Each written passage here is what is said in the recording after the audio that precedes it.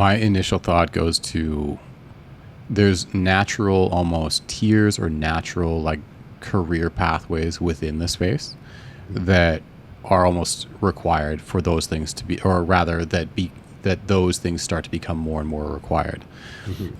Being an online trainer, you could pretty effectively get to about 6 figures, and I mean 100K. Everybody, calm the fuck down. Like 6 figures is 6 figures. Literally just do it yourself. DIY. Here's your Squarespace. Absolutely. Here's your Google workspace. Here's just don't be a dumbass. Do it for a couple years.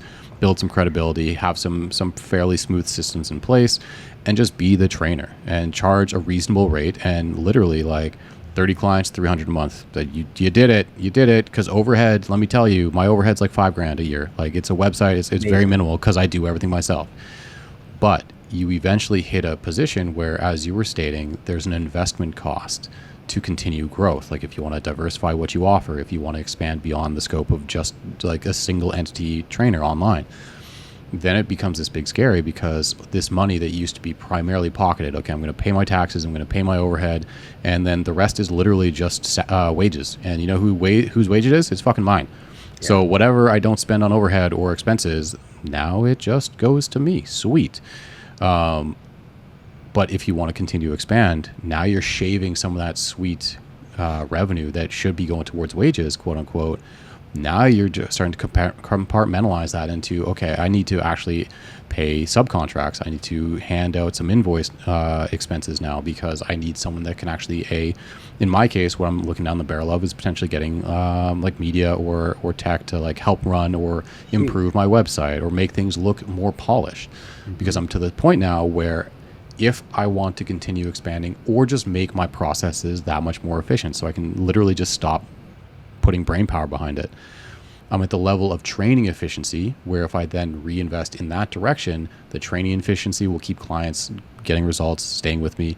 But that other side of the equation, because of the longevity in the space and the quality of the training, a better outward facing sort of representation of who I am and what I do, all of a sudden will likely be a better self-sustaining model for lead generation, for marketing, for advertising, things like that. But it's not a skill set that I either have nor have the time to really polish and build myself. So now we're looking at that nice pile of monthly revenue that here's my regular expenses that I shave off, but that's my wages. Yeah, it is, except now I have to start to consider cleaving some of that off, and that's where it becomes scary. You're starting to cleave some of that off to be an expense somewhere else. And I think that's something that gets missed by you were trolling earlier, but people that give themselves the self-appointed title of CEO or president and CEO or whatever that is. I actually own a company. I'm incorporated. I have that. I don't use those terms, even though I actually have it. But what they don't realize is that the larger you get and the quote unquote more outwardly successful you become, the more overhead you probably have. Like, I'm not stating figures. I only know my numbers, but like knowing the magnitude of prescript and what needs to be done, there is large scale expenses per month, like because of just even the size of the team and what roles people fulfill. So the larger someone like prescript becomes, there's 2 founders. Yeah. You have to get way larger than you think if you're going to be the big baller that you want to become, if you're that inclined, because the larger each step you take towards becoming a larger and larger company or providing more services or clawing in more revenue or more clients, there's probably something that's also an expense in order to allow you to continue down that path. Yeah, absolutely. And that's like anyone that's getting into this business, and like I use the word business here hesitantly because business inherently is about making money, right? Like we all need to live, we need to eat, and like we all want to make money at the end of the day. But I think the best thing you can do for your business is not chasing a number. Like I'll scroll Instagram and I'll get 10 ads about a 6-7 figure fitness business. And I think it's good to have financial goals, and it's really objective. You did it or you didn't, and stuff like that can be helpful. But if you're getting into business with the intention of being successful in that business, you can't chase the number. You have to chase progress, right? Because with progress will come the number, but with the number will not necessarily come progress. Like you said, like if the goal is to run a 6-figure coaching business, people will they'll make $100,000 and they'll be like, all right, sick, I did it. And then it now almost becomes that scarcity mindset of like, how can I like survive off of this? Like, this is how much money I make. Like, I need to figure out how to make, you know, rent and like all my business expenses and taxes off of this 6 figures, as opposed to like, you get to that point, great, now what's the next progression?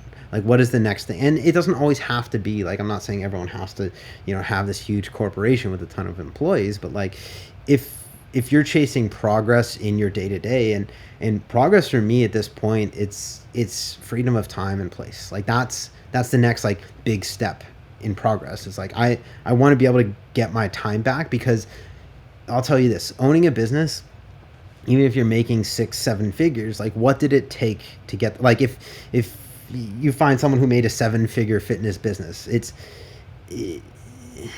I can guarantee you their hourly wages are less than your average personal trainer, because of how hard they had to work or how many hours they had to put in to get to that number.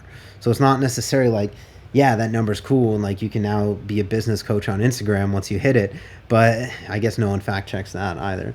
But if you're chasing progress in the business, like, you can define progress a million different ways. And I think that comes back to the original idea here of investing in your business, right? And it doesn't have to be like hiring an assistant or hiring another coach or anything, but it's investing in systems, investing in becoming more efficient, investing in your outward facing perception. And like, that's something that is ever present. So it's like, that's marketing, that's advertising. It's like, what is your brand image? And like, a lot of that is like the number one thing that I think people can offload is their media production and things like that. And that's the number one thing that I see people offloading, because there are a lot of like really good tools that trainers can use, like anything on G Suite, like Calendly. Like, there's a lot of good technology that people can leverage to make their time more efficient. But if you're a trainer, like, what the fuck are you doing in Final Cut Pro for like 7 hours a week? Like, that's 7 hours you could get back. So it's, in my mind, like, it really redefining what you're going after and like your goals and starting this business. If it's just to make 6 figures, then like, you'll probably get there, and I hope you do.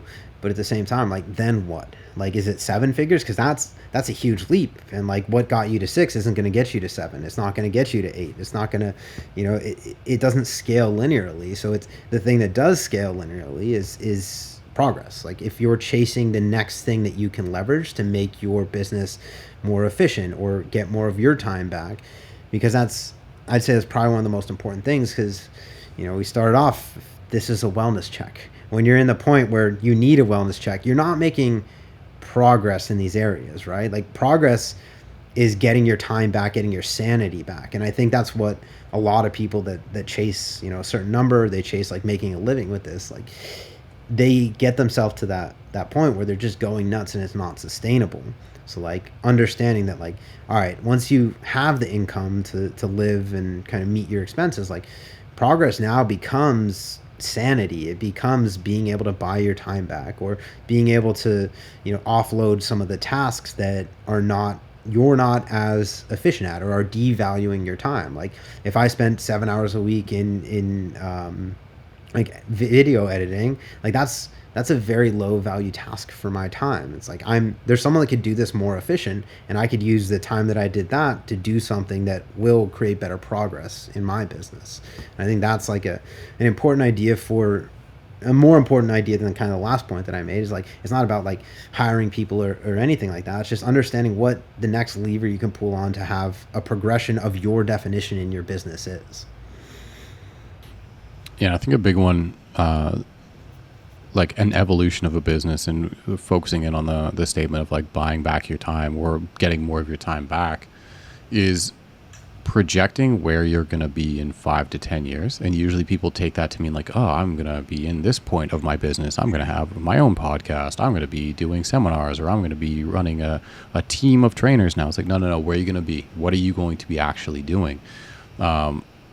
Through my entire evolution as a trainer, there's never a safety net for coaches. Like there isn't like a pension plan. There isn't like a ton of things going on as like a woven in sort of system. So you're constantly having to think about taking care of yourself. But then you also need to be thinking about, as you go through different age brackets, like what is something that is something that you can honestly still do at a high level and make the kind of money that you need to support yourself and ideally your future. But where will you be at in other parts of your life? So buying back time, that was a very in-depth series of conversations that my wife and I had about the purpose of me being a stay-at-home parent and the purpose of her having like a more conventional job was not just for me to then tag out the second she gets home from said conventional job to then go essentially work a full amount of work myself and just like split my time between quote unquote working as a caregiver and quote unquote working as a trainer. Like she comes home and then I bounce to a basement and work. Like what is that? Like no. The buying back of time is how do I manage these things more effectively or offload some of the more menial tasks or things that I now have the resources to offload such that, buying back my time means if my wife works 40 hours a week, I work in any way, shape, and form that I can that is currently overlapping with that time. Full disclosure, my son is on his nap right now, and that's why I'm sneaking this in. I'm not missing him. He's not missing me. This is a natural sort of injection into my life where I'm able to get some work done. This is usually how it runs now. Instead of, okay, I need to do X, Y, or Z other tasks. I need to be thinking about, okay, when my wife gets home tonight, then I have to do all my videos or I have to do my responses. Like, how can I compartmentalize better? How can I either pull back tasks, outsource them, or compartmentalize better? Because what is the true point of having these businesses that you've converted from the full 48-hour work week in person with all the different things pulling you in different directions, even in your off time, to converting to online, only to still miss out on the things that you were trying to get time back to begin with? Then, like I was saying, there's the age bracket evolution. And that was kind of like the root of where we started with this between you and I. Was like, what is it like to be kind of like a middle-aged fitness professional? Like, we're not in our 20s where everybody's going to be starting. We're not inexperienced, fresh as a daisy, cutting our teeth like social media stars. But we're not into our 40s or 50s where it's like trying to figure out like what is the appropriate mode for us. We're kind of in this gray space where we have enough experience to leverage that experience to be more efficient and also hopefully offer that to the generation coming up. But what is the most appropriate use of our time? What is the most appropriate way for us to model or mold this business to what our current needs are? Be it, in my case, realizing I need more time with my family, I need to be more available, and I need to leverage it that way, or anyone else's particular life setup. Yeah. So, I mean, I guess my question now is, where do you see yourself 5 years from now, and how do you see how do you see your business evolving around that? So the first thing, it kind of ties together what I was saying about like polishing or refining my media presence or my website or anything that could help be like the funnel. Because as I believe you spoke to earlier, like training is second nature. I barely have to think to do it. I have my systems in place. We're actually constructing the programs and delivery. All that kind of stuff is super straightforward. The bigger pain in my ass is being consistent with marketing and funneling and finding new leads and things of that nature. And it usually is for most trainers because it is the unfortunate business side of the business. And for the last year, it was actually less so about a desire, more so about literally there is no time as a resource to do that.